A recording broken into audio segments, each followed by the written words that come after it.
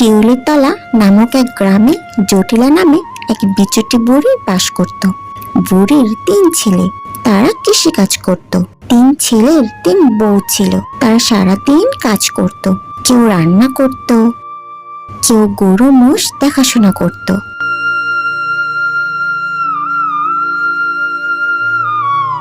আবার কেউ উঠোন ঝাড় দিয়ে বাড়ি ঘর পরিষ্কার করত। কিন্তু 3 বউ সারাদিন এত কাজ করেও তারা পেট ভরে খাবার পেত না।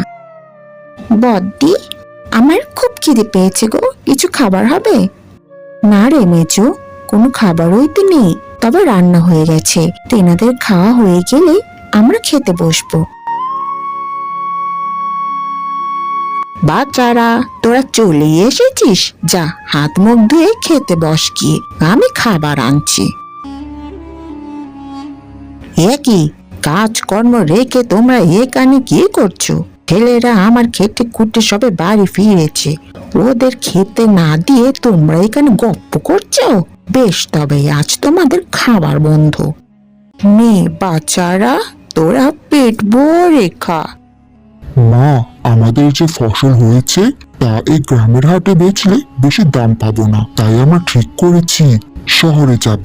শহরে ফসল বেচলে ভালো দাম পাবো। ঠিক আছে, তোরা যা ভালো বুঝিস কর।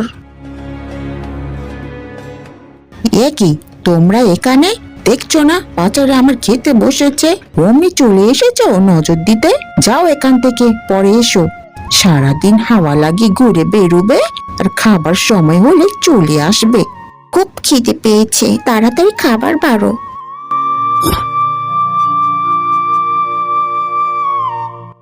কি, কোনো খাবারই তো নেই, তবে এখন আমরা কি খাবো? খুব খিদে পেয়েছে। না, এভাবে আর চলে না। সারাদিন এত কাজ করেও পেট ভরে খাবার পাই না। বেশ, তবে শোনো, কাল আমরা জঙ্গলে যাব, গিয়ে দেখি সেখানে কোনো খাবার পাওয়া যায় কিনা। কিন্তু বদ্দি, সেই জঙ্গল তো খুব ভয়ঙ্কর, সেখানে তো কেউ যায় না। আর ভয়ঙ্কর না খেয়ে থাকার চেয়ে কোনো জন্তু জানোয়ারের পেটে গেলেও তো তার পেটটা ভরবে। সকাল হতেই 3 বউ কলসি হাতে নিয়ে বেরিয়ে পড়ল সেই গভীর জঙ্গলে। কই গো দিদি, কোনো খাবারই তো পেলাম না। চল আরেকটু হেঁটে দেখি। ওই দেখো, একটা ফলের গাছ। বাহ, ফলগুলি তো ভারী মিষ্টি। এইভাবে 3 বউ রোজ কলসি হাতে নিয়ে জঙ্গলে আসতো এবং সেখানে গোসল করে কাপড় শুকিয়ে পেট ভরে ফল খেয়ে বাড়ি ফিরত। 3 বউ বেলা করে বেরোয়, আসে সেই দুপুরে। এখন তো খাবারের জন্য কিছু বলেও না। কি হচ্ছে ব্যাপারটা আমাকে জানতে হবে। রোজকারের মতো আজও 3 বউ জঙ্গলের উদ্দেশ্যে বের হলে তাদের পিছু নেয় তাদের শাশুড়ি জটিলা দেবী।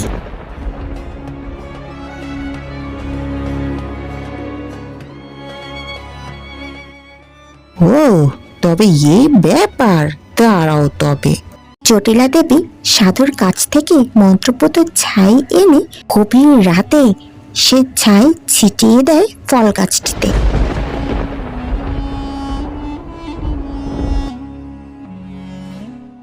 কি, ফলগুলি তো নষ্ট হয়ে গেছে, কি বাজে গন্ধ বেরোচ্ছে। এখন আমরা কি খাবো দিদি?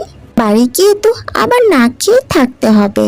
এর চেয়ে ভালো হতো আমরা যদি কচ্ছপ হয়ে সরোবরেই থেকে যেতাম। যথাস্থ, তবে তোমাদের ইচ্ছে পূরণ হোক। আমি 100 বছরের পুরনো ইচ্ছে পূরণ গাছ। তোমরা মানুষ খুবই অকৃতজ্ঞ। তোমরা তো ক্ষুধার্ত ছিলে, তখন তো আমার গাছের ফল খেয়ে ক্ষুধা নিবারণ করেছিলে। কিন্তু কাল, আজ থেকে তোমার কচ্ছপ হয়েই সরোবরে থেকে যাবে।